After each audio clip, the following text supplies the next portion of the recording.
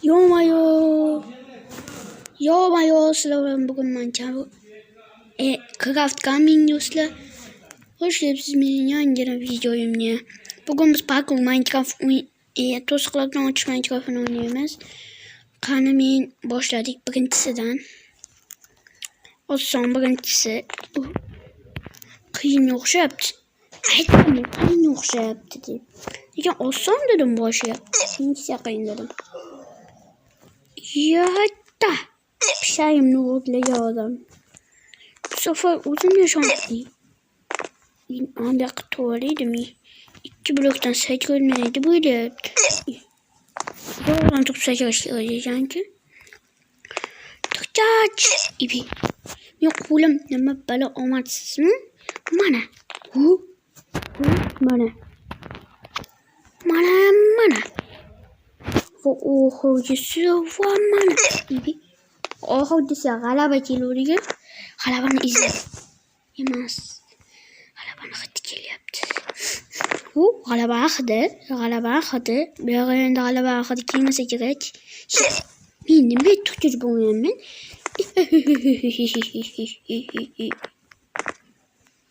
Bunda juvonsiz ham, juvonli ham qabulmas ekan. Faqat shuni bo'lar ekan.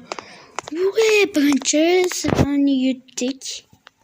Endi ikkinchi qismda nima oddiy naqshaj.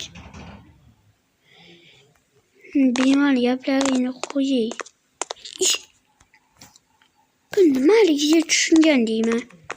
Shunday qilishim kerakki. Yiqilib ketdimmi shu yerdan kelib. Ama ichak tushsa nima bo'laydi? Shuni bo'lsa. Do'stlar, agar kanalimda yangi bo'lsangiz obuna bo'lishingizni, obuna like patlaysiz. Va mening nima balo omadsizmanmi yo tomim ketganmi? Ikkinchi bosqichni o'tolmay yuribman. Men qachon yetib bormayman? Hozir men buni sindira olmayman. Eslatganinglar uchun rahmat.